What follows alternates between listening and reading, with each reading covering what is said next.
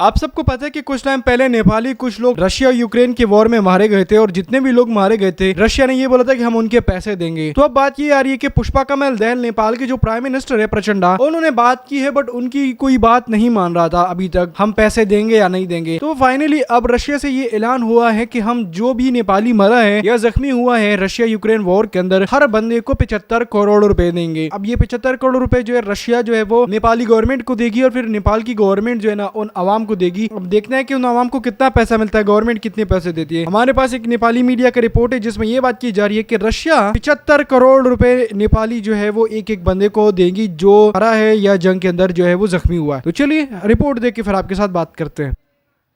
सरकारले आफ्नो कमजोर कूटनीतिको धरातल फेरि एकपटक छताछुल्ल पारेको छ। रुस युक्रेन सेनामा भर्ती भएर हालसम्म मारिने नेपालीको संख्या 12 पुगिसकेको छ। अझै पनि आफन्तहरू रुसी सेनामा भर्ती भएको भन्दै 133 परिवारले सरकार गुहारेको तथ्याङ्क परराष्ट्र मन्त्रालयसँग छ। रुसी सेनामा भर्ती भएर ज्यान जोगाएर नेपाल फर्किएकाहरूका अनुसार रुस र युक्रेनमा गरी 2000 भन्दा बढी नेपाली सैनिक छन्। मृत्यु भएकाहरूको शव समेत नेपाल आइपुगेको छैन। सरकारले उनीहरूको नेपाल फिर्ती र शव ल्याउन पहल गरिरहेको पटक पटक बताउँदै आएको छ। तर कमजोर कूटनीति र रुससँग कुरा गर्ने नैतिक धरातल नराखेको सरकारले नै नेपाली फर्काउन आफूहरूको हैसियत नभएको भन्दै हात उठाएको छ। अब परिणाम नआउनमा अब हामी किनभने रुससँग कुरा भइराखेकै छ। रुस युक्रेन दुईटै युद्धमा छन्। हामीले भनेको कुरालाई उनीहरूले कतिको प्रेसरको रूपमा लिन्छन् त्यो हेर्ने कुरा तपाईँ हामी सबै लाग्नुपर्छ यसमा। त सरकारले मात्रै गर्ने बित्तिकै सरकारले पठाएको पनि होइन, सरकारले भन्ने बित्तिकै चाहिँ रुसले मानिदिइहाल्ने पनि कुरो छैन। त्यसकारण यो हामी सबैको साझा प्रयास र लगातारको प्रयासले परिणाम निकाल्नुपर्छ। प्रधानमन्त्रीकै भनाइ मान्ने हो भने पनि नेपालले पहल गरिरहेको छ तर रुसले दबावको रूपमा लिएको छैन वा लिन चाहेकै छैन। त्यसका पछाडि पनि कारण छ। नेपालले असंलग्न परराष्ट्र नीति अवलम्बन गरेको छ। अर्थात् यो नीति अनुसार नेपालले कुनै अर्को राष्ट्र र उसको सैन्य कारबाही वा गतिविधिसँग सरोकार नराख्नु वा संलग्न नै नहुनु भन्ने बुझिन्छ। यस्तो अवस्था आइहाले पनि तटस्थ बस्नुपर्छ। तर नेपालले भने संयुक्त राष्ट्रसङ्घको साधारण सभामा युक्रेनको पक्षमा मतदान गर्यो। यसले नेपालको असंलग्न परराष्ट्र नीति त्यागेको संकेत त दियो नै, रुसलाई चिढ्याउने कार्यको सुरुवात समेत यसै निर्णयबाट भयो। इजरायल हमास युद्धमा फँसेका नेपाली विद्यार्थीलाई लिन आफै इजरायल पुगेका परराष्ट्र मन्त्री एनपी साउदले रुसमा रहेका नेपालीको उद्धारका लागि आफै रुस जानेसम्मको हल्ला चल्यो। यद्यपि हमासले बन्धक बनाएका विपिन जोशीको उद्धार अझै पनि भएको छैन। सरकारको कूटनीतिक सक्षमताले काम गर्ने भए अहिले विपिन जोशी नेपाल फर्किसकेका हुनुपर्ने हो। रुसमा रहेका नेपालीहरू मारिन थालेको खबर धमाधम आउन थालेपछि साउद आफै रुस जाने सार्वजनिक दावी गरियो। तर न त उनलाई भ्रमणका लागि रुसले बोलाएको थियो न त भ्रमणमा जानेबारे रुससँग आफूले इच्छा नै जाहेर गरेका थिए। तर उनी भने रुस जानको साटो युगाण्डाको कम्पाला पुगे। यसमा पनि कारण छ। रुस आफै पनि नेपालका अधिकारीलाई भ्रमणको निम्तो दिन इच्छुक छैन किनभने नेपालले असंलग्न परराष्ट्र नीतिको विपरीत रुसको विपक्षमा मतदान गरेको छ। यसले नेपाल अमेरिकाको पक्षमा ढल्किएको बुझेको रुसले नेपाल सरकारको आवाज सुन्न समेत इच्छा देखाउन चाहेन। त्यसमाथि नेपाली फिर्तीका लागि सरकारले गरेको पछिल्लो पटकको आग्रहबाट रुस असन्तुष्ट छ। साउन 16 र मङ्सिर 18 मा नेपालीहरूलाई रुस नजान आग्रह गर्दै फिर्ता पठाउन पहल गरिदिन रुसलाई आग्रह गर्दै एउटा विज्ञप्ति सार्वजनिक भयो। तर पुस 4 गते जारी विज्ञप्तिमा भने कडा भाषा बोलेको सरकारले नेपालीलाई सेनामा भर्ती नगर्न र उनीहरूको बारेमा आधिकारिक रूपमा यथाशीघ्र जानकारी गराउन स्पष्ट अडान राखेको थियो। विज्ञप्तिमा प्रयोग गरिएको धम्कीको भाषाले समेत रुस असन्तुष्ट देखिन्छ। यसै कारणले पनि रुसले नेपालको आवाज सुन्न चाहदैन।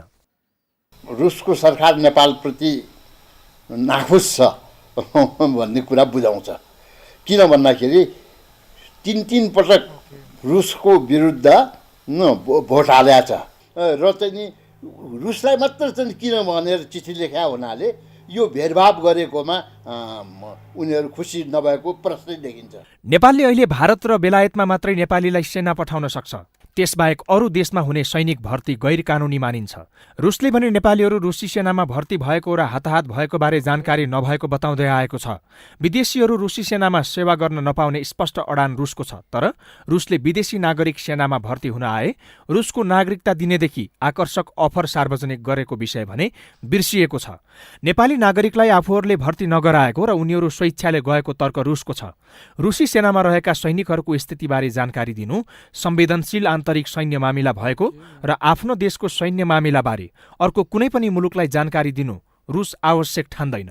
यसको अर्थ सेनामा भर्ती भएका जवानलाई रुसले नेपाली वा अरू कुनै देशको नागरिक नभई रुसी सेनाका हैसियतले मात्र चिन्छ। यस्तो अवस्थामा रुसले पनि स्वेच्छाले आएको बताउने र नेपालले पनि वैधानिक रूपमा नेपालीलाई रुसी सेनामा नपठाएको बताउँदा उनीहरूका परिवार भने थप अन्यल र तनावमा परेका छन्। हामीले अपहरण गरेर लग्या होइन, आयो पैसा तिरेर आएर चाहिँ भर्ना भयो, लडिरहेछन्। हाम्रो नागरिकता दिने भनेका छौँ त्यहाँ बस्नेलाई, लड्नेलाई भने यो भेदभाव नगर किन गर्छस्? नेपाल असंलग्न देश, अझै प्रधानमन्त्री असंलग्न देश शिखर सम्मेलनमा गएको। असंलग्नले कुनै पनि सैनिक गठबन्धनमा जाँदैन, अर्काको सेनाबाट भर्ना भएर लड्दैन, असंलग्नता मान्ने हो भने। यसैले रुसमा पनि पठाउनु हुँदैन, बेलायतमा पनि हुँदैन, इन्डियामा पनि हुँदैन, सबै ठाउँबाट फर्काऊ। भाडाको सिपाहीको युग अन्त गर, शान्ति सेनामा चाहिँ पठाऊ, शान्तिको सेनामा मात्र। यसैले रुसी सेनामा रहेका नेपालीहरूलाई स्वदेश फर्काउनुपर्ने माग र पहलका बीच सेनामा भर्ती गराउने स्किम ल्याएको रुसले फेरि अर्को स्किम ल्याएको छ। स्रोतका अनुसार रुसमा भर्ती भई युक्रेनसँगको युद्धमा मारिएका नेपालीको परिवारले क्षतिपूर्ति बापत कम्तीमा 75 लाख रुपियाँ दिन रुस सहमत भएको छ। यसले रुसी सेनामा जानका लागि थप प्रोत्साहन गर्ने देखिन्छ। यो स्किमले सेनामा भर्ती हुने नेपालीहरू कम हुनुको साटो आफ्नो परिवारको भविष्यका लागि ज्यानको बाजी थापेर भए पनि झन धेरै नेपाली युवा भर्ती हुने देखिन्छ। यस्तो अवस्थामा झन चनाखो बन्नुपर्ने सरकार रुससँग नजिक भएका भारत र चीनसँगको मध्यस्थतामा भए पनि नेपालीलाई स्वदेश फर्काउने सम्भावित वैकल्पिक बाटो अपनाउनुको साटो नसक्ने भन्दै हात झिकिरहेको छ। यसले पनि नेपालको कमजोर कूटनीति र आफ्ना नागरिकप्रतिको जवाबदेहिताबाट चुकेको अर्को अध्याय प्रष्ट पारेको छ। यो हो टेलिभिजनका लागि धर्मराज भट्ट, काठमाडौँ।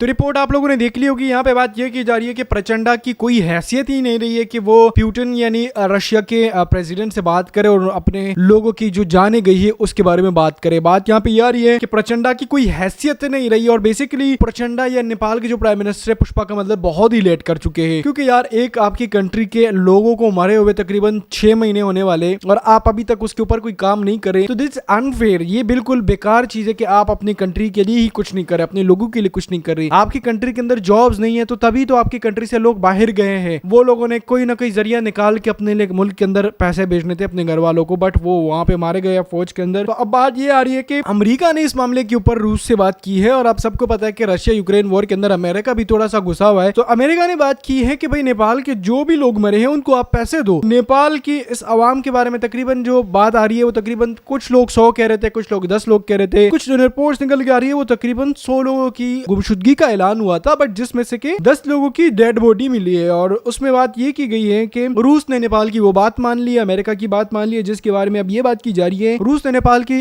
जो लोगों की कीमत है वो 75 करोड़ रुपए लगाई है। मतलब जो मरा है उस जंग के अंदर नेपाली, गोरखा हो या वो नॉर्मल लिंबू जात हो या कोई भी जात हो, तो उसके 75 करोड़ रुपए जो है वो इस। अब आगे का क्या सोल्यूशन है, अब आगे नेपाल की गवर्नमेंट उन अवाम को कितना पैसे देती है वो अलग मैटर है, क्योंकि करप्शन तो हर जगह होती है ना। तो अब नेपाल की गवर्नमेंट कितनी करप्शन करती है, लोगों को कितना पैसा मिलता है, वो बात की बात है। बट यहाँ पे जो बात आ रही है वो 75 करोड़ रुपए की बात आ रही है कि 75 करोड़ रुपए नेपाल की गवर्नमेंट को दी जाएगी एक बंदे के उसके ऊपर, के जो बंदा मरा है उसके ऊपर 75 करोड़ रुपए आपको मिलेंगे।